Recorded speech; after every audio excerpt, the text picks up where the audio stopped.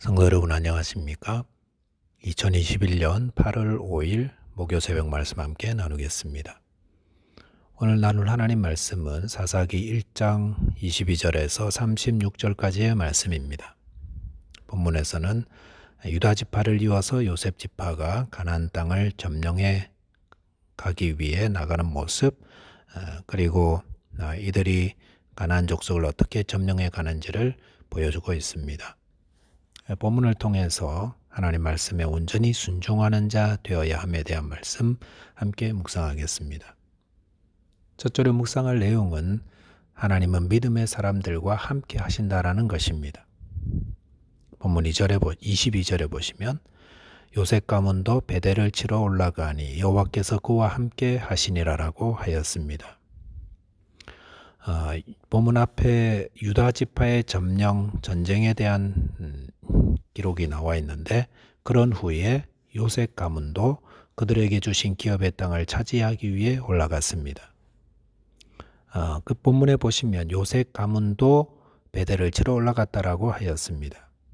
이것은 요셉 가문이 그 앞에 유다 지파가 출정하여 그들의 땅을 점령하는 것을 보고 용기를 내어 나아갔다는 것을 보여줍니다. 그런 의미에서 요셉 가문은 칭찬받을 만하다 할 수 있습니다. 유다 지파의 승리를 보고 도전을 받아 그들도 믿음으로 도전했다는 것입니다. 우리도 많은 믿음의 사람들의 이야기를 듣습니다. 근데 그럴 때에 우리도 도전받지 않습니까? 그럴 때 우리도 도전받고 도전하는 사람이 되어야 합니다. 요셉 지파는 유다 지파는 뛰어나니까 원래 복을 받은 지파고 또 싸움도 잘하니까 할 수 있지만 우리는 안 돼, 이렇게 후퇴하지 않았습니다. 요셉 가문도 유다 지파에 일어난 승리는 우리에게도 일어날 수 있다라고 힘을 내어서 출정했다 할 수 있습니다. 그랬더니 어떻게 됐는가? 여호와께서 그와 함께 하셨다라고 하였습니다. 이 말씀 묵상하면서 드는 생각은 믿음의 삶이란 좋은 본을 본받는 거구나라는 것입니다. 앞서 행한 믿음의 사람 보면서 우리도 해보자 라고 믿음으로 순종할 때 하나님이 약속하신 것을 누리게 된다는 것입니다. 히브리서 11장은 믿음의 장으로 알려져 있는데 거기에 여러 믿음의 사람들이 소개되고 있습니다. 하나님은 왜 성경에 이런 믿음의 사람들의 이야기를 소개하시는 걸까요? 그것은 그거 보고 본받으라고, 그래서 너희도 믿음의 사람 되라고 보여주시는 것입니다. 우리도 이런 믿음의 사람들을 본받아서 믿음으로 순종하면 우리의 삶에 놀라운 하나님의 능력, 승리 거두게 됩니다.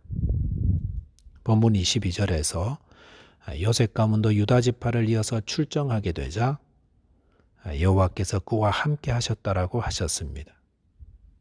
하나님은 누구와 함께 하십니까? 유다 지파와도 함께 하셨고 요셉 지파와도 함께 하셨습니다. 이들뿐만이 아니라 하나님 말씀에 순종하며 나가는 모든 자들에게 하나님 함께 하십니다. 그런데 요셉 가문이 지금 어디를 치러 올라간다고 했는가? 베델이라고 했습니다. 베델이 어떤 곳입니까? 야곱이 부모님의 집을 떠나 광야에서 잠을 청할 때 하나님이 그와 함께 하신다는 사실을 꿈을 통해서 알려주셨습니다. 그래서 그 사실을 깨닫게 된 야곱이 베게 했던 돌을 세워 기름을 붓고 그것을 베델이라고 하지 않았습니까? 그런데 요셉 가문이 바로 그 베델을 치러 올라가는데 하나님이 그들과 함께 하셨다고 했습니다. 베델이 의미가 있는 이유가 무엇이겠습니까? 그들의 조상 야곱이 오래전에 하룻밤 묵어갔던 곳이라서가 아니라 하나님이 함께 하심을 확신한 곳이라서 의미가 있는 것입니다. 그리고 요셉 가문도 동일하게 하나님과 함께하여 그곳을 치러 올라갔기 때문에 그곳은 의미가 있는 것입니다. 하나님이 왜 요셉 가문과 함께 하십니까? 그곳이 베델이라서 그런 것이 아닙니다. 하나님은 어떤 지역에만 계시는 분이 아니라 그의 백성들이 가는 곳은 어디든 함께 하시는 분입니다. 우리는 이 믿음을 견고하게 해야 합니다. 야곱과 함께 하신 하나님이 요셉 가문과도 함께 하시고 또 우리와도 함께 하신다는 것입니다. 저와 여러분께서 성경에 기록된 이 믿음의 사람들의 증거를 통해 우리가 믿음으로 행함으로 하나님이 우리와 함께 하심을 확신하고 오늘도 그 안에서 주님 안에서 담대하며 승리의 삶 살아가게 되시기를 바라겠습니다. 두 번째는 온전히 순종해야 합니다. 본문 27절에 보시면 므낫세가 베스안과 그에 딸린 마을들의 주민과 다낙과 그에 딸린 마을들의 주민과 돌과 그에 딸린 마을들의 주민과 이블르함과 그에 딸린 마을들의 주민과 무깃도와 그에 딸린 마을들의 주민들을 쫓아내지 못함에 가나안 족속이 결심하고 그 땅에 거주하였더니라고 하였습니다. 여기 보시면은 여러 지역들이 나오는데 그 지역의 공통점은 므낫세 지파가 쫓아내지 못한 가나안 족속의 성읍들입니다. 쫓아내지 못한 가나안 성읍 여기 보니까 5개인데 괜찮은 성적표라고 생각할지 모릅니다.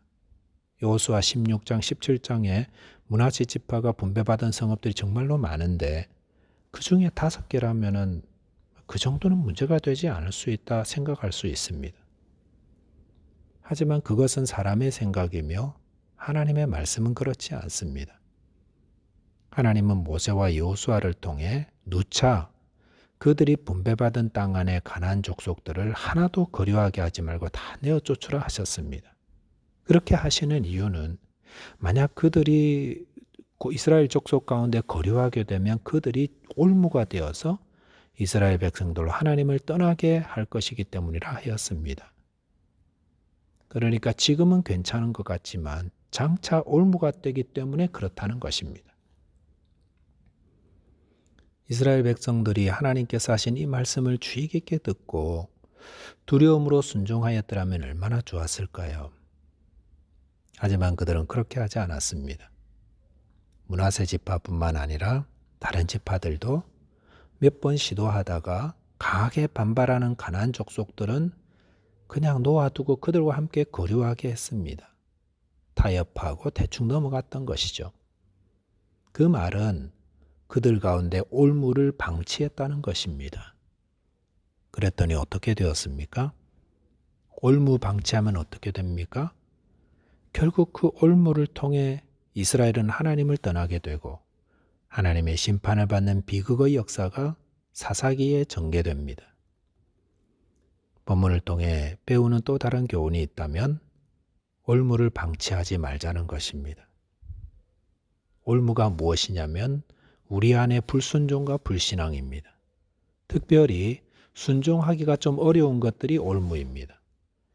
몇 번 해보다가 그냥 잘 안 되는 것들은 그냥 방치하고 어정쩡하게 놓아두고 넘어가는 것이 올무지요. 그러면 어떻게 됩니까?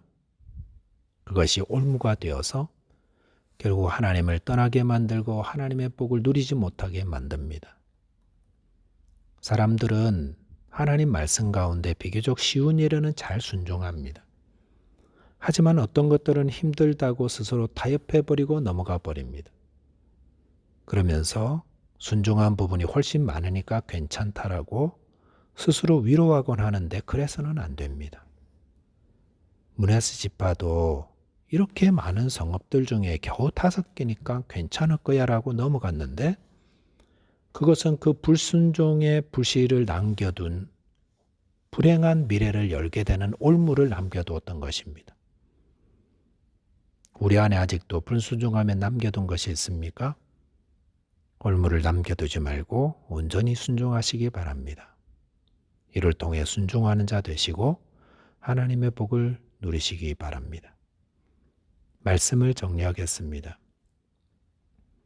하나님은 그의 백성들에게 함께 하시며 승리케 하신다고 약속하셨습니다. 그 말씀 기억하며 하나님 말씀에 순종하되 100% 완전히 순종하심으로 하나님의 복을 누리며 승리하는 저와 여러분 되시기를 바라겠습니다. 기도하겠습니다. 하나님 아버지, 저희가 주의 말씀에 순종할 때 주님 함께 하시며 능히 모든 것을 감당케 할 수 있는 힘과 지혜와 능력 주시는 줄 믿습니다. 저희 모두 그 말씀에 온전히 순종하되 100% 순종하여 믿음의 사람, 승리의 사람 되게 하여 주옵소서. 우리 주님 예수 그리스도 이름으로 기도하옵나이다. 아멘. 오늘도 주님 말씀 안에 거하면서 온전히 순종하게 되시기 바라겠습니다. 감사합니다.